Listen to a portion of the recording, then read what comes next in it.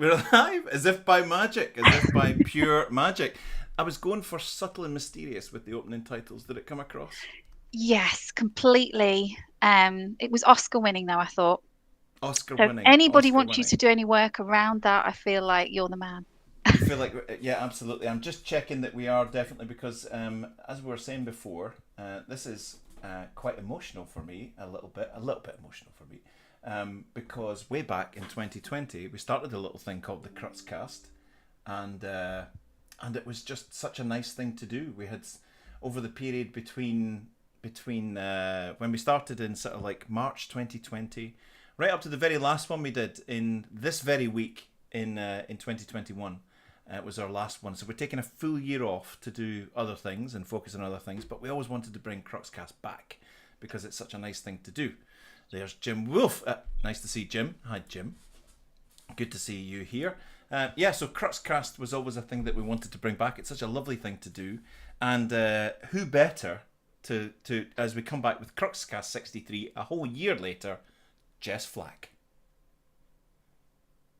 Are you still there? You seem to have frozen a little bit. Ooh, first guest What in that is. Crux Cast 60. Yeah, you coming back? You're coming. There you are. Cupboard. That happens. That happens on live, doesn't it? Do you know where the leave-in conditioner is? It's in the cupboard. She's been swimming. Her hair's like a haystack. Maybe we could ask the audience. Do you know where the leave-in conditioner is? Yeah, where is that? Where She is really that? needs it. And she needs it now. Literally, her hair's like it's like Marge Absolutely. from The Simpsons. Marge, I love it. I love it. You should have got her on. Jess Flack. I've actually got a little doing some things here. A little caption. Let me see. Look, that's very cool. Look, there we go. Oh, Jess love Flack. it. You're Number there. 63. What Number is that in a 60. Chinese takeaway? I've absolutely no idea. In our local Chinese takeaway, it's salt and peppery spicy chicken. Oh, well, that goes really well with my personality and also the fact that I need my hair doing tomorrow. So Jess Flack, for people who don't know, she's well known around the social circles. One of the grandest job titles I've ever come across. Although that's not going to define you, we'll touch on it just now. But in true Cruxcast style, we're going to go in a time machine way back to the start. Commissioner for Skills Development, Essex County Council. What on earth? That's one of the grand. I feel as if, as I said before, I should be offering you a Ferrero Rocher commissioner. yeah. What is that? What's being a commissioner for skills development all about? It's spotting gaps in education, employment, skills, upskilling, training for Essex residents, and either working out whether I need to close the skills gaps by commissioning something, so that's where the commissioner bit comes in, or generally having conversations with groups who are already providing some great work and bringing them all together. That's Wow, kind of what it is. So wow. now I'm And not Chandler Bing anymore. I am Jess Flack Commissioner. Jess Flack commissioner, hi. But not for long. No, No, no. things are changing. Things are Yeah. changing. What's happening? So I'm moving into a digital inclusion role in tech. So working with tech services to support Essex residents in digitally upskilling. Because as you know, it's all over the press. We've got a big digital skills crisis. But actually on grassroots level, we really need to upskill people to make sure that they are fully able to do all the things that they need to do. And that involves things like access, affordability, and also the skills that they need to be able to do things like apply for a job or book an appointment with their doctors or financial stuff. So I think a lot of us probably think, well, do we really need that? But there are a lot of people who really don't have those skills. So focusing on that is going to be a new exciting challenge for me. I remember years ago, a friend of mine, Dr. Simon Bilcliffe, who's just recently ran and did rather well in the race to be mayor of South Yorkshire, was trying to tell me how important it was, because he's all about development for the future and communities and all of that.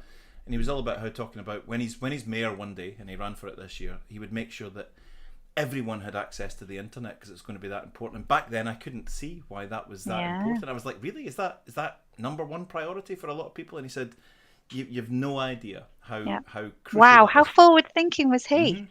Years ago, free access to the internet for everyone is important, and lots of people don't have access to the internet and no way to access the internet. So I guess you don't know. Do you know of the thing called social tariffs? So this is something that I've learned recently. Wow. So social tariffs is something whereby the big providers, internet providers, are actually providing really, really cheap deals with really good access rates to people who are on universal credit or things like that. So we are working to make more people aware of those things. So you've got like BT, Vodafone, all those types of organizations are actually doing those types of things. So it's so difficult to get the message out to people, though. So if you imagine if you don't have access to the internet, how do we get the message to you without kind of putting a leaflet through your door that's going to go in the bin? I know, my goodness me, it's incredible. So good luck in the new role. That sounds incredibly exciting. However, for this little Crux Cast number 63, we are going to go back in time. We're going to go way back in time. We're going to go back to, I think it's Widnes. It is. Yeah. Where you grew up, right? Yeah, absolutely. You grew up in Widnes. For those that are geographically challenged, like myself, that is near Liverpool, right? It is near Liverpool. Oh, that's the cup of coffee. Thank you very much. Cup of coffee's coming in. This is Livery, brilliant. yeah. And we've got the leave-in conditioner. We've got the coffee. We have sorted. We're ready to go. Yeah. So Widnes is very close to Liverpool. It's in sort of Holton near Runcorn. And we have the Widnes Vikings, very famous rugby team, rugby league though. Love a bit of rugby league rather than union. So thanks for coming, everyone. We're now finished. Yeah, that's it. I'll just leave that there. Boom. Just leave that there. Yeah. Exactly. So yeah, I was born in Liverpool, and then we moved. Yeah, I think we were living in Toxteth when I was a baby, and I think we had to move because there were some difficulties during that time. Don't know if you've heard of that. Yeah, there were a few. Toxteth was in the news quite a lot. It was, wasn't it? You don't have to say exactly, but roughly what kind of year are we talking about? It was 81. I can say it's fine. It was 81. A very good year for Pinot Noir, I think. A very good year for no Pinot idea. Noir. I know someone that could pile in on that. Exactly. Vanessa Gartell, if you're I need to ask her. A very good year for Pinot Noir and music. Yes. Yeah, absolutely. All sorts of amazing music. So, Toxteth straight to Widnes? To Widnes, yeah. And then, basically stayed there for many years. And went to college there and obviously went to school there. I thought it was quite a posh school. We had a very sort of posh headmistress, so incredibly well spoken, and her name was Miss Jackson, and she was always a miss. And I always remember that her clothes looked very similar to the curtains. I couldn't quite work out why that had happened. But she was I remember her shouting at me once, "But stop giggling, girl." So she shouted at me for that. Well, I find that quite interesting when you said that you came from around Liverpool area, because I count myself as being a bit of a specialist. We've actually chatted before about accents and how you think it's a northern thing, right? Yeah, 100%. Wanting to do accents. Yeah, and things and like I can't help it. And if I've had a few jars, that's it. I'm Irish. I do Irish like it's my mother tongue. It's your mother tongue. Scottish? Yeah, I do try that, but I'm not going to try that because obviously I'm not drunk and we are live, and I might offend you. Yeah. Or you wouldn't. Have you heard my impersonations on another show? Have you heard them? Yes, I particularly like the one that's going to be featured in the new Star Wars on Disney. That one's really good. Yeah, absolutely. Yeah. Don't talk about it. Don't talk about it. Move on. So, because I couldn't place your accent at all. I couldn't place it. I would never. When you said Liverpool area, I thought, well disguised. Because lots of people, maybe I'm talking rubbish here, but lots of people have told me in my life that they couldn't place that I was from Glasgow. Oh, okay. So see, that would be my kids. They haven't got a clue the difference between the two. But I think, like, the older you get and the more sort of well-travelled you are, it's easier. Did you get Glasgow? I did. But then I've been to Glasgow and I've got family who are from Glasgow. So I remember once when I was younger, I went to Greece on holiday, and there was it was awful. There was a terrible coach crash in which some British tourists were killed. and we were the first flight back to the UK mainland. And I remember stepping off the plane and coming out and we were warned that the Scottish press were waiting outside the door to talk about travelling standards and did anything change. And when the guy from STV came up and said, so, hi, John from STV, John Thompson from STV here, did since the crash when you were there to coming home today, did you notice any enhancement in safety on the buses? And I said, no, I felt the driver was taking too many chances on the road, and he didn't ask for seatbelts. What I actually said was, no, he didn't. He didn't at all. He didn't. He was pure mental driving about on that thing, by the way. And I thought I was going, and I found his driving techniques to be, So, yeah. See, now they'd have like the subtitles underneath to explain to the general public what you're saying. like Rabsy Nesbitt or something. Oh, I loved Rabsy Nesbitt. Oh, he was one of my faves. I couldn't understand a word he was saying, but then that was the idea, wasn't it? Absolutely, absolutely. So growing up, Widnes, was it? What are your memories of childhood? Was it cool childhood? Was it stress free? Was it what was childhood like growing up? I think it was.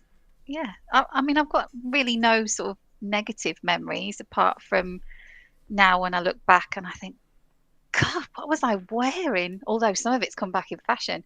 Shell suits will definitely, they'll reassert themselves as the next thing, I'm sure of it, because we've got leisure wear now. So leisure and wear, technically we invented that in the 80s in Widnes stroke Liverpool. So I'm totally sure that at some point we'll see Molly May with a shell suit on.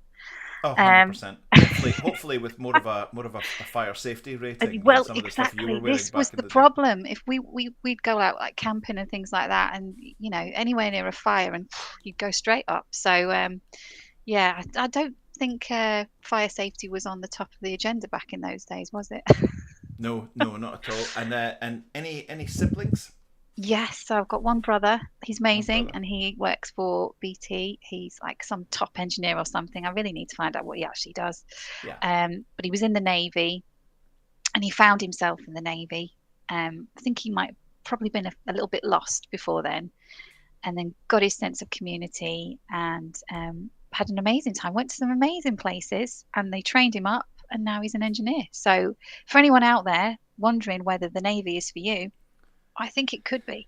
Yeah, so. I worked on offshore drilling rigs for a long time, for about 10 years, and I came across a lot of young guys my age, or plus or minus 5 years my age, who had gone through the Navy system.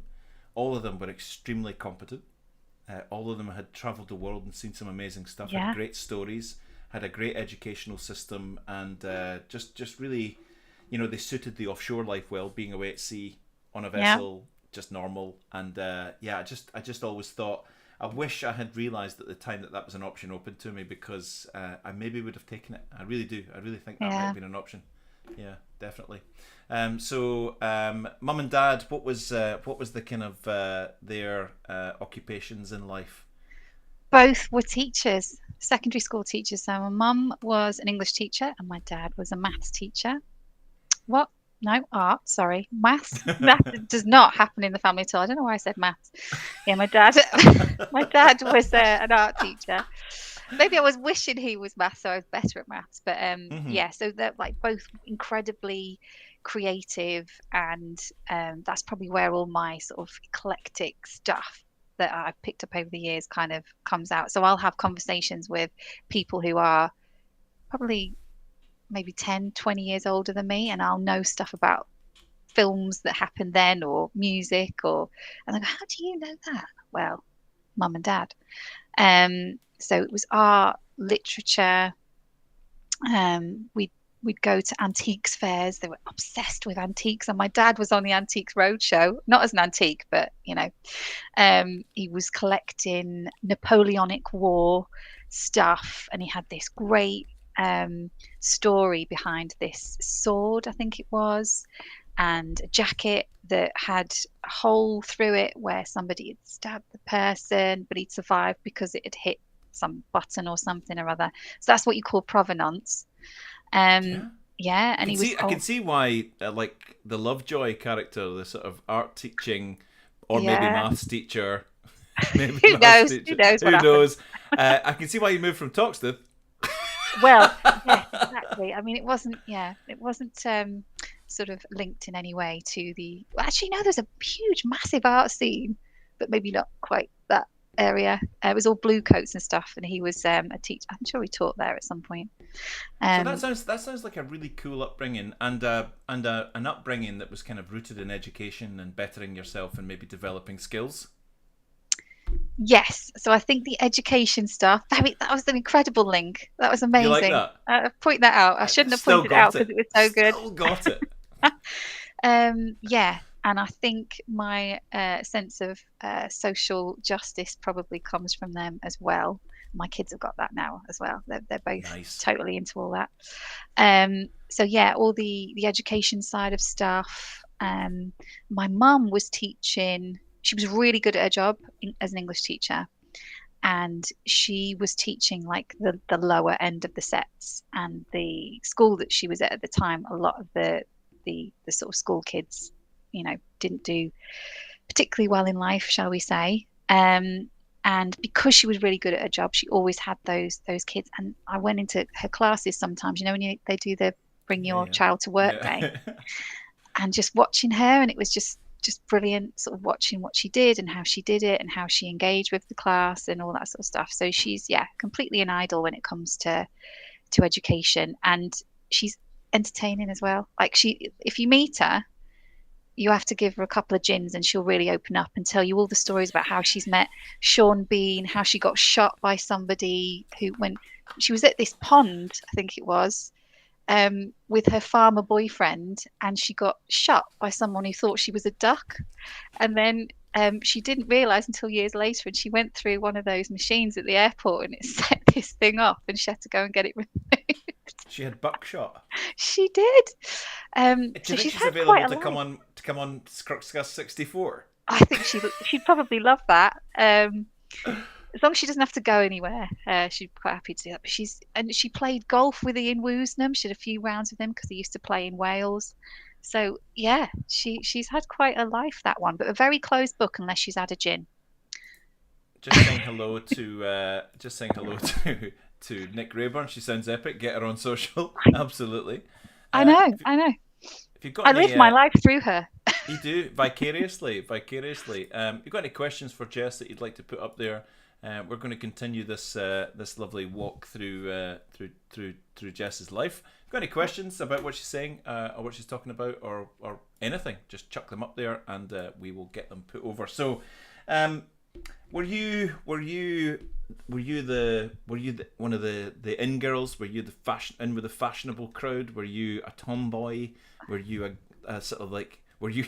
I'm just thinking back to. I was born in 71, so when I was hitting high school, it was the early 80s. So going to school was like going to a Cocteau Twins concert. Oh wow. Uh, every girl had that haircut, the Liz Yeah. Fraser haircut. All the Yeah. guys had Flock of Seagulls, Duran Duran, David Sylvian, Lamal things going on, and it was so funny. A council house high school in Glasgow with lots of people from Smash Hits Oh walking yeah, into school. amazing. Oh, smash hits. They were the years. Yeah, absolutely. So Oh, were you right in the centre? Were you on the fringe? Were you in one of the sort of like the cult groups? So How was high school?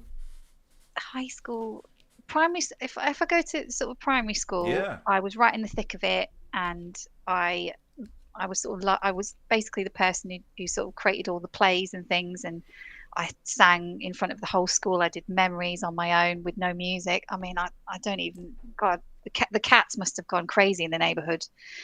Do you want Um, to give us a couple of lines? no, No, not sorry, surprising. I can't. I've got a reason.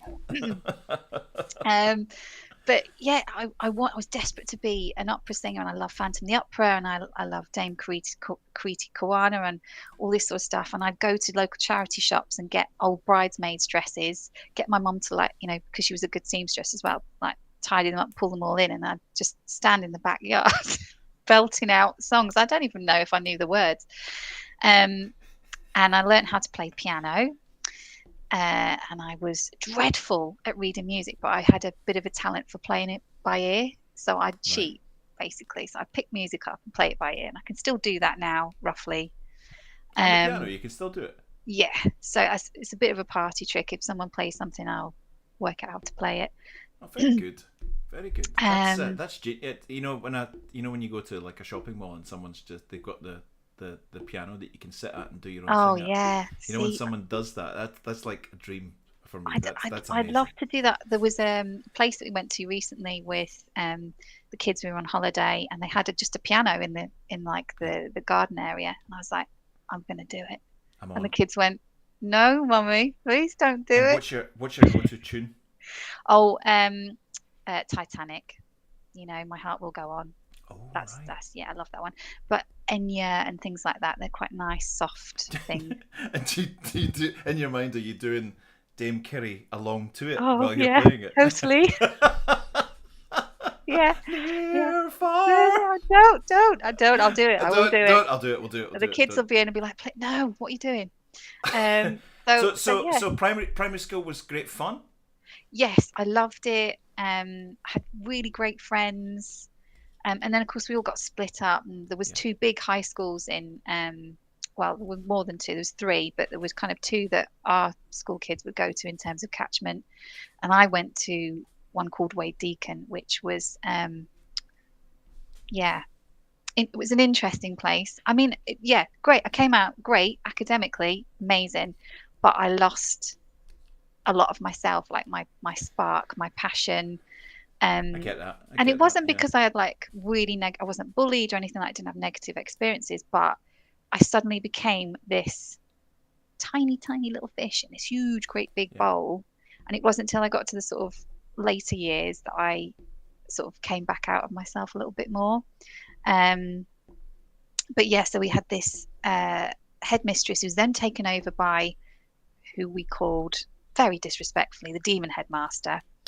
And I just remember his shoes, his very, very shiny, squeaky clean shoes that would go click, click, click, click. So you knew he was coming and you got out the loos. Yes, I should. Yeah. But I was my social sort of my strong sense of social justice came in at this point, and I was the first person to ever turn down being a prefect at the school and caused quite a ruckus, to be sure.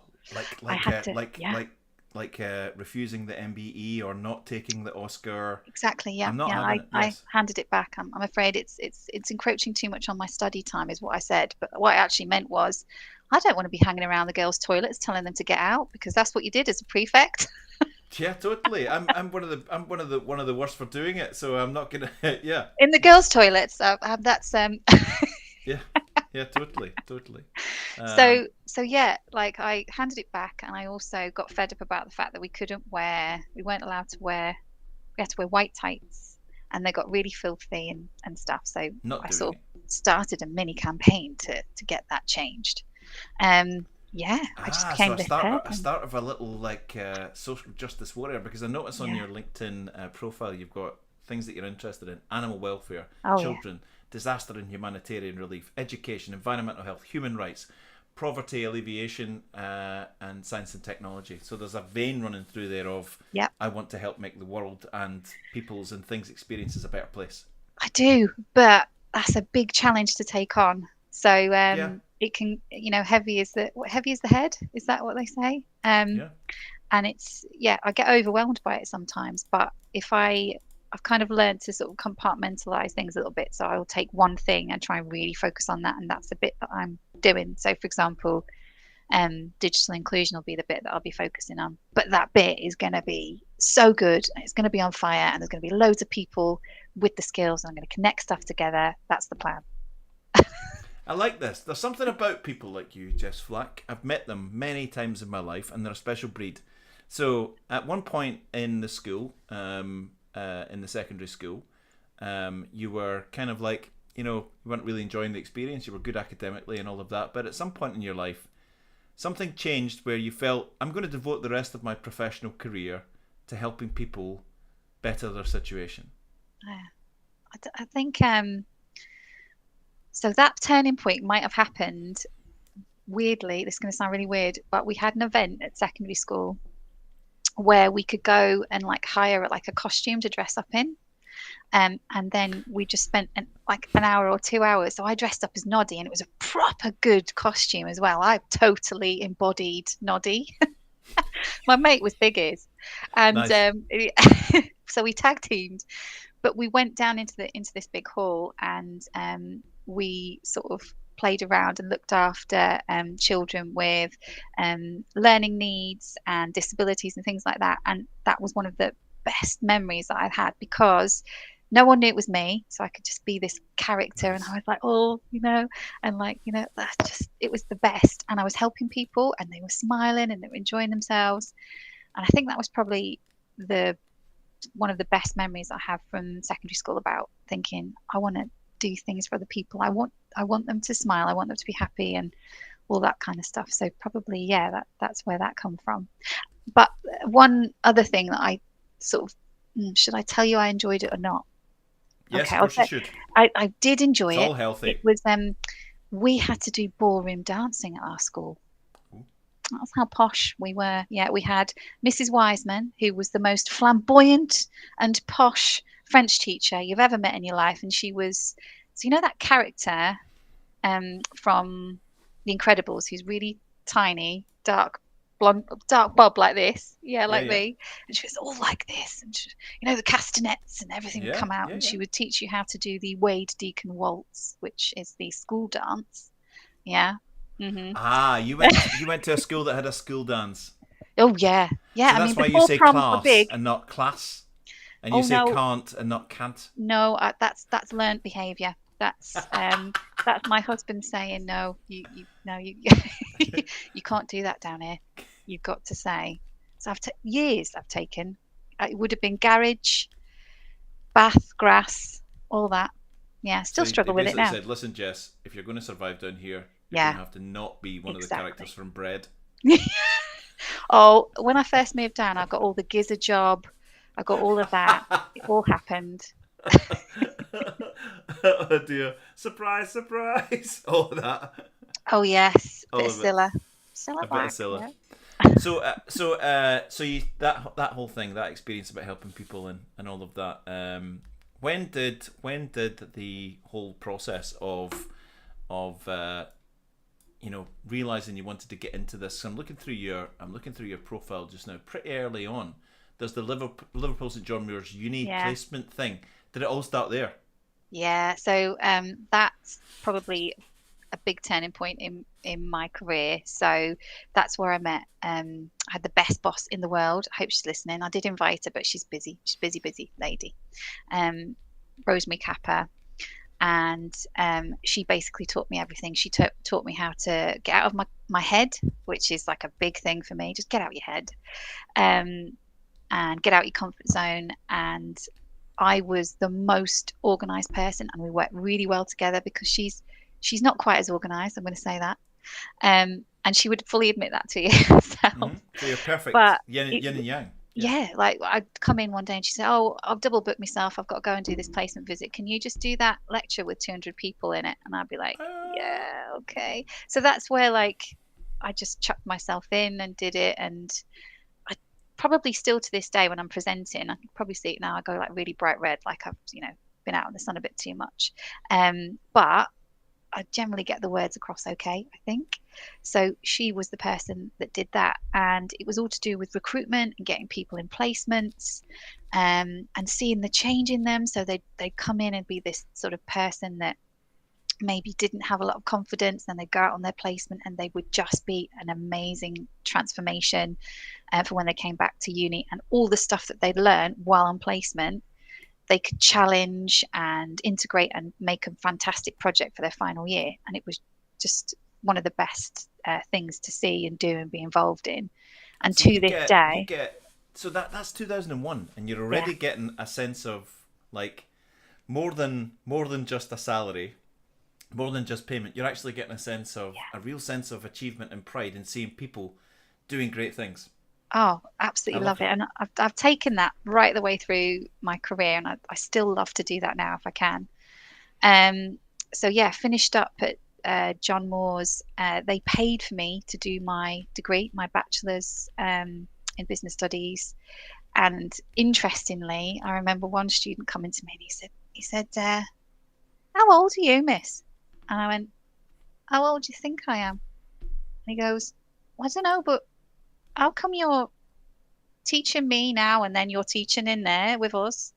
Like you're sitting at the back. Are you spying on me? And I went, no, I'm studying the same degree that you're. Oh, all right then.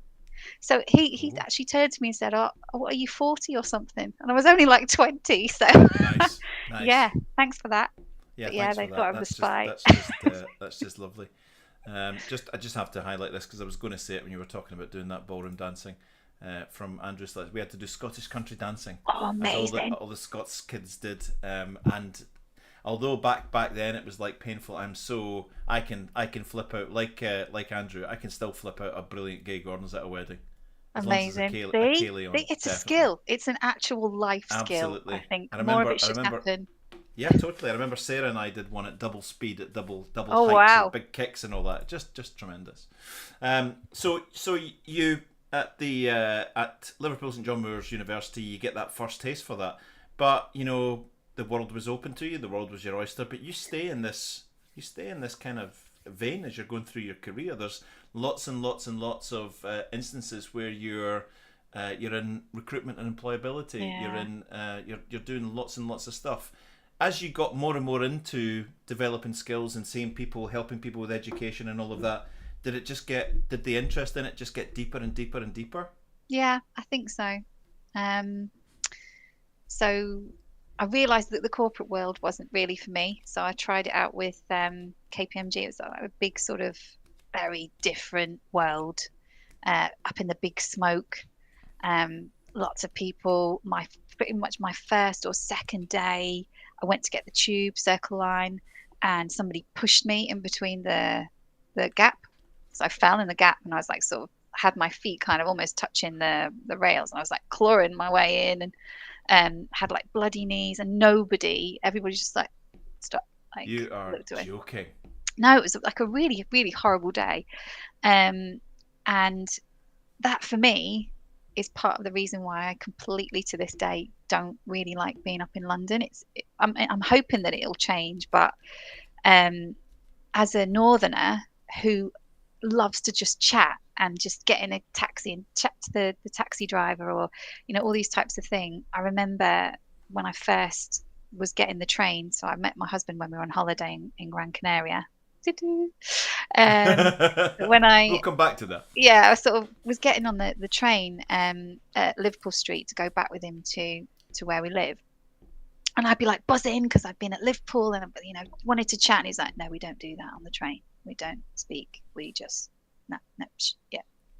And I'd be super offended, and I'd have a right go at him when I got off the train.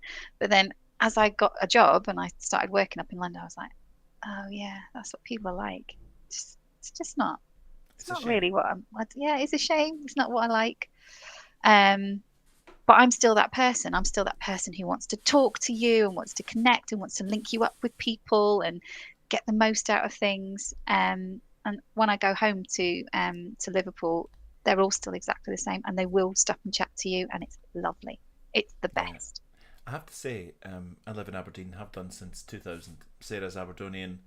When we go away, there's a Glasgow thing. Now, there's a Glasgow Liverpool hookup. You know that already. It's the Irish thing. They're Ah, the the yeah crack. the Irish centre's outside Ireland, right? Is Glasgow and Yeah, Liverpool, right? And we'll go into a place and my Glaswegianness, or maybe it's a bit of Ericness. Well, I know it's Glaswegian because if we go to Glasgow, it won't be long before I'm chatting to someone just about anything. yeah, And before we know it, there's this little old lady telling me about her grandson and blah blah blah, and we're just standing in the street, and she's like, "My grandson's been at hospital, he broke his arm, and it's a nightmare because my son's car's been stolen as well," and blah blah blah. And you're yeah. really, and you're into this chat, and we walk away, and Sarah will say, "Did you know that person?" "No, I just met them," and she's like, well, "Why on earth are you standing chatting to them? Why on earth?" You see, that's where I think that Northerners are natural born storytellers as well, because we Mm-hmm. don't only tell the stories, we listen to the stories and then we Yes. repeat them, and then it just, and stories are just the spice of life. That's another thing that I absolutely love is storytelling, contextual learning. So instead of just having your books out on the, listening to somebody tell you that this is how marketing should be done, there should be context around it, like this Yeah. happened and look at this, and all that sort of stuff. Yeah. Love I it. think you're right there. There's a thing about that. It's not just for the sake of it. We actually want to know. Yeah.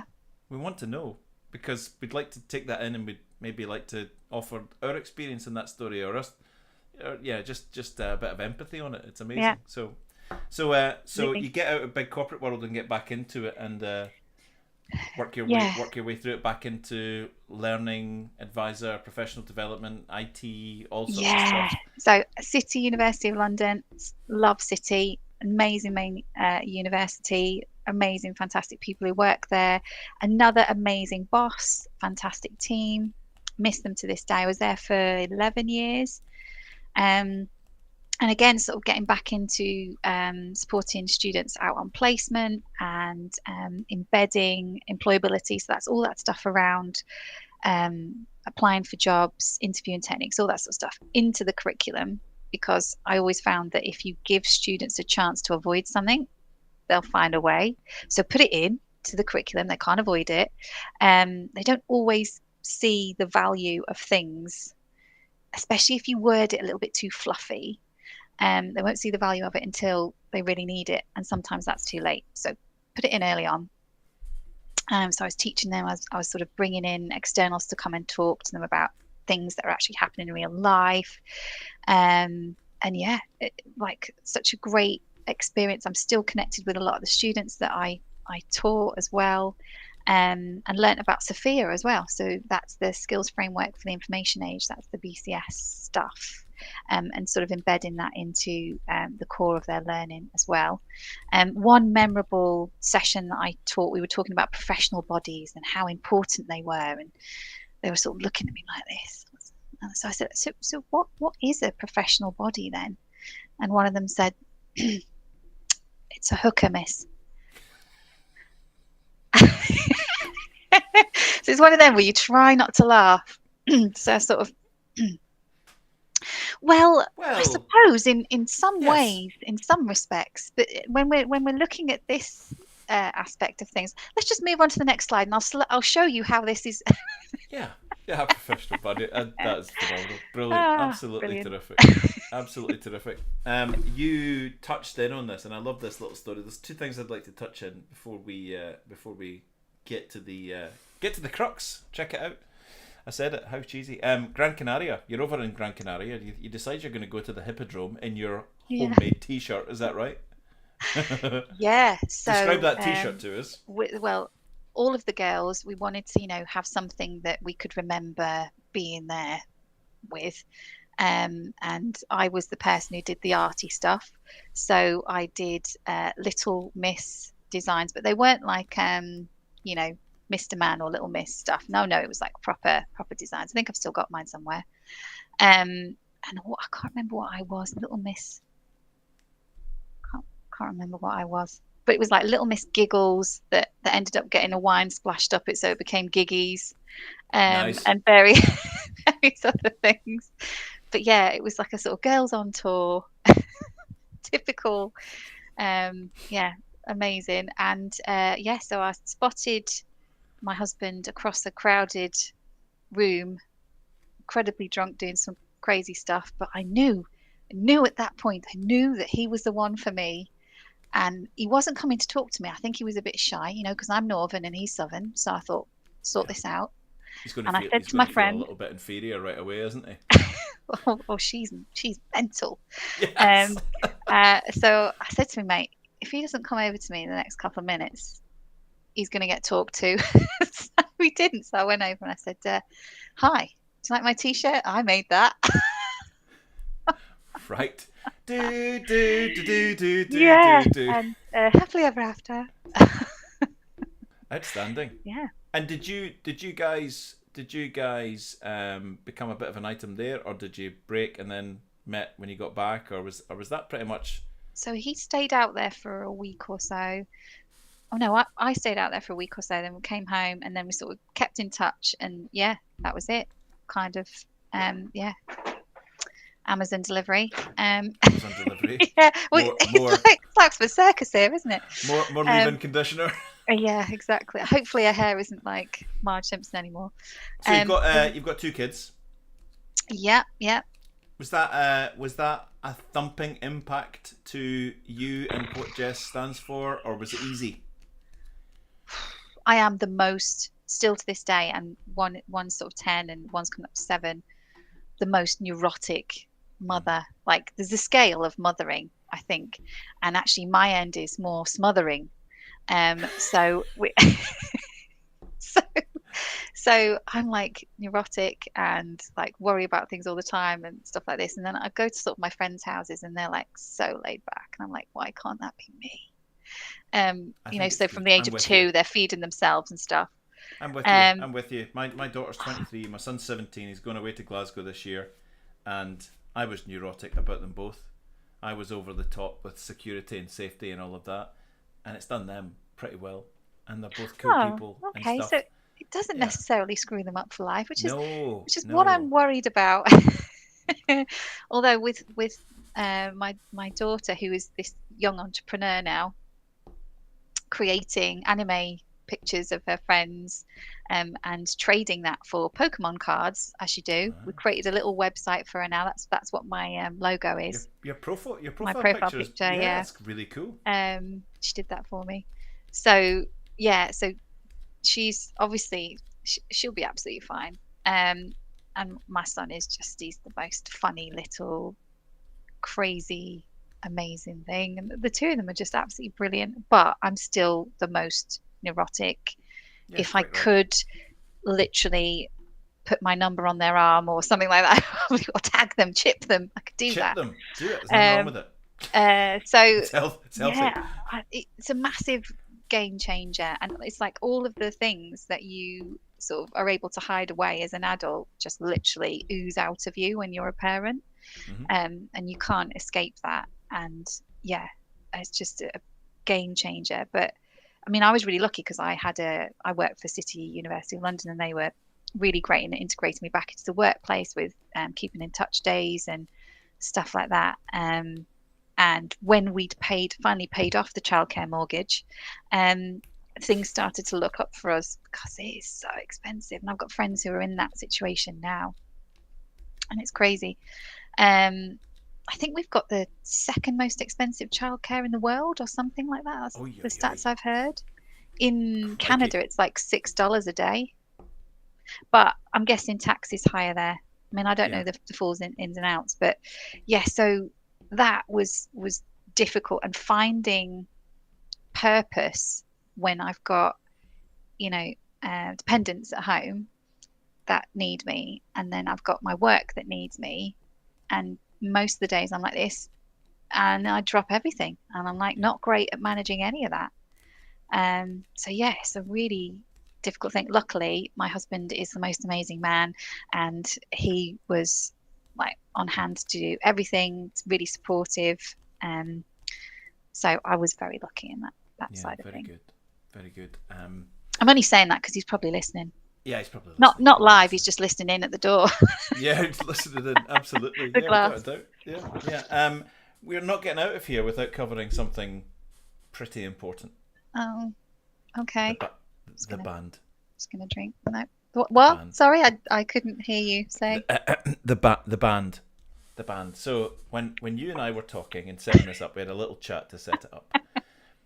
We spoke about the fact that you used to be in a band, and I thought that's really cool. And you told me the name of the band, and you were rather shocked that I said you're all over YouTube. Yeah, I didn't know that. And I said to you, have you been replaced in this band because the singer is a blonde lady? And you said, hold on a minute, that's me. Yeah.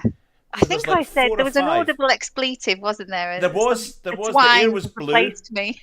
Yeah, the air was blue. The beep, beep, beep. Oh, no, wait, that is me. That is you. Yeah. So there's 4 or 5 tracks of you. What round about when? Year-wise was this? Oh, so must be about, I don't know, 8 years ago, maybe, something like that. And the band was called? Pretty Irrelevant. Pretty Irrelevant. If you type that into YouTube, you can find, and it's like Blink 182. There's a bit of like all the songs that a person with my voice should never attempt, and I mean I never. Thought they were pretty good. So there's like a bit of Alice in Chainsy vibe going on there, a little bit of grunge, a little bit kind of pretty good, I thought. Well, thank you very much. I feel like you're only saying that though because we're on the show. Yeah, pretty much. much. But Pretty much. yes, but this is it. I've got this really eclectic musical taste. I love loads of different stuff. I've got a little karaoke machine downstairs, and it's literally 20 quid off Amazon, right? And you get two microphones with it. My son loves to do it. He likes to sing a bit of Keen. And then now you just put your YouTube on the wall, on your TV, and you're away, which is amazing. Because I did have a problem with remembering song words. So when we did our first gig, I had to have them in a little book, and I was like, turn the page, singing and turn the page. Like when you go to see your favourite band, and then 20 years later they're still doing their thing, but they have to read the words because the singers are getting a bit old and they have to read them. But you were doing that from... It's just a struggle to keep that knowledge in my head, because obviously I had a lot going on, small brain, lots going on. So yeah, I love all that sort of stuff. So anything from Clannad, because I loved, my dad was a big fan of Robin of Sherwood. Do you remember? Robin, the hooded man. That's it. Yeah. And then Fat Bottom Girls is apparently a big sort of tune that I love to sort of dance around with in my nappy. That was my song. And then loads of different stuff. Pink Floyd. My dad was a lighting engineer for a while.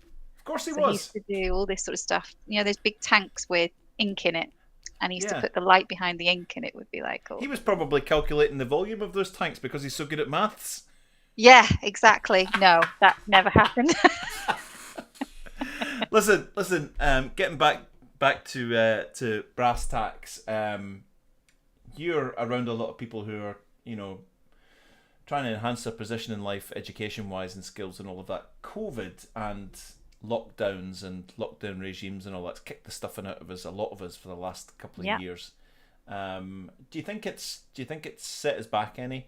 Do you think what do you think it's done to us? I think there's positives and negatives that's come out of this. I think if we think about let's take the positives first of all. So we've realized that we're much more human. We're not this robotic entity that comes into work. We are made up of many different personas, and that's brilliant because we bring that to work with us, and all of those different multifaceted things that we're bringing to work make the work that we do better and make the relationships that we have with people at work better. So I love those videos of people coming to do Sky News talks, and they've got their baby trundling in the background and stuff. Brilliant. So when would we ever have seen that before? That other side to your boss who's coming in his suit, and it's probably quite scary. So I love that. I think that technology is brilliant, but it can also be a disenabler. It can mean that some people struggle to connect. If they don't have access, then they're even further away from things. But it can also make you quite lonely. Even me in my office, I have to get out and I have to go and sit outside and listen to the birds or something, or go for a walk, because it just gets a bit too much just being here on my own. I will say that I was in a room with my husband down the other end of the hallway, but he said to me, and I quote, one sunny day, if I hear one more thing about LinkedIn, I am going to file for divorce. So he moved me to the other end of the hallway, so I didn't say that anymore, because obviously I love LinkedIn. So yeah, I think there's been some positives. I think that this whole thing about being able to recruit more widely, so you can cast your net so widely, and you can have a pool of talent from anywhere in the UK, even Europe, is great. And then now we're suddenly going, but that means that all of the things that were happening previously, like people spending lots of money traveling into London, for example, spending their money in the cafes and using the trains that now they're not using and things like that, that's not going to happen so much anymore. So we need you to be back in work. Otherwise, and I won't name names, but we could be sitting at home and just getting distracted and eating cheese out of the fridge, I hear. So there are lots of positives and lots of negatives. Sugar. Well, yes, indeed. Leave it at that, shall we? Yeah.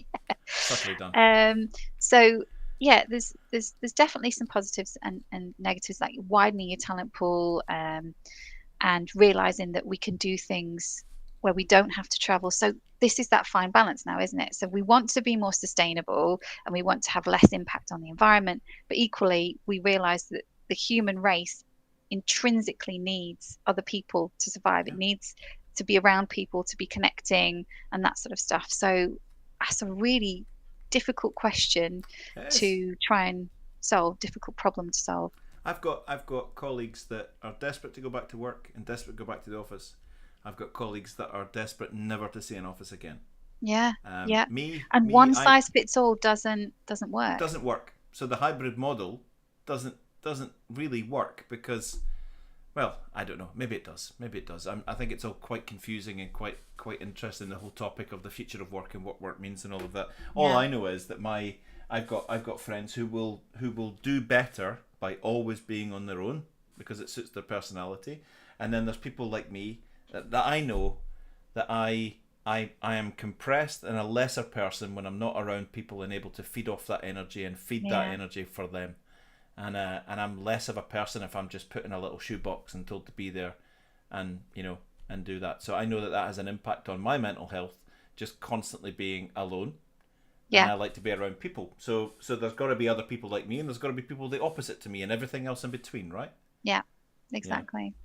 And that's the challenge, isn't it? Managing that. Yes, very much so. Very much so. So good luck with that. Yeah. What are your hopes for the future now that we've very much in line with what we've learned? Because it's not all bad. We've learned that we are able to do things that we never thought we could do before. What are your hopes for the future and coming out of this? What did we become? I strongly believe that we have some amazing people in this country and amazing people coming into this country as well. And I think together we can do some equally amazing things. We've got a generation, Gen Z, so that's your 18 to 24, 25-year-olds, who are passionate about change, being heard, being listened to, about sustainability and all those types of things that I think we could really hone and tap into to make that difference. I think we hear a lot of negative press, and we do need to hear the negative press, but equally we also need to hear the good stuff as well. And I feel sometimes that we don't hear the good stuff quite as much as we should. So I mean, that's one thing that I really want to make sure that I do in my role, is all the good things that we're doing and the people that we're reaching, the lives that we're changing.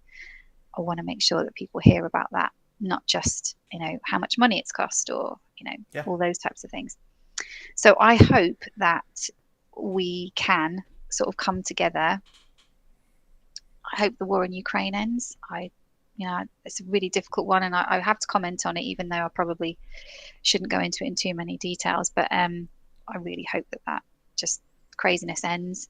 And we've got some wonderful Ukrainian people who've come into Essex and are being homed with families here, and we're working really hard to support them.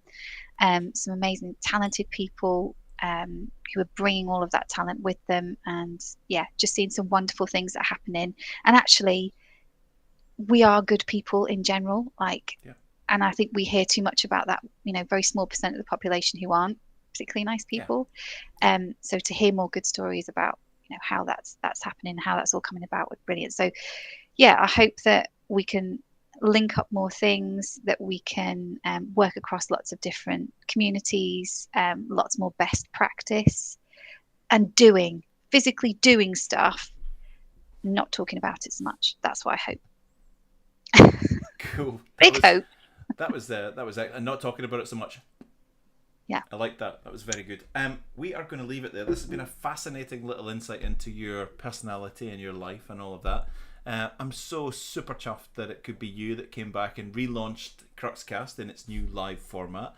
How do people get hold of you? Where do you want them? Obviously on LinkedIn with your nice new anime photo. Where else can they find you? What's a good way to get a hold of you? You just want to chat or just want to pull a thread that Jess laid out there? Yeah, absolutely. So LinkedIn is probably the best way. I'm on it a lot. So it's on my phone, and that's the sort of easiest way that people, if they wanted to have a chat and talk to us about things that we're doing or things that they're doing, they want to sort of get involved with, please do. The latest things that I'm really focusing on are things like apprenticeships and the apprenticeship levy. We've got £1 billion that go back to the Oops, you can't just leave it there. A billion. We lost you there for just a second. £1 billion that what? Oh, yeah. So we've got £1 billion of unspent levy that is going back to the Treasury every year. So that's either small businesses that aren't able to use any sort of shared levy, or large businesses that aren't sharing their levy, they're just sending it back to the Treasury. So really working to sort of hopefully change some of those things as well. But we need to make sure that the levy was dry. Exactly. See, that would have been my hashtag, but I heard that could come up against some IP problem. Drove my Chevy to the levy. I did post that once, actually. If you found that you drove your Chevy to the levy and it wasn't quite dry, get in touch with us. And Brilliant. Listen, it's been an absolute pleasure. Thank you for making this a nice experience, and thank you for sharing everything with us. Please get in touch with Jess, and thank you to you guys for joining us on Crux Cast 63. It's been an absolute pleasure. We're going to leave it there, unless you want to go on. Shall we leave it? Oh, my heart will go on. Okay. Every night in my dreams. I knew we'd get you singing. I knew it. Jess, see you soon. Thank you.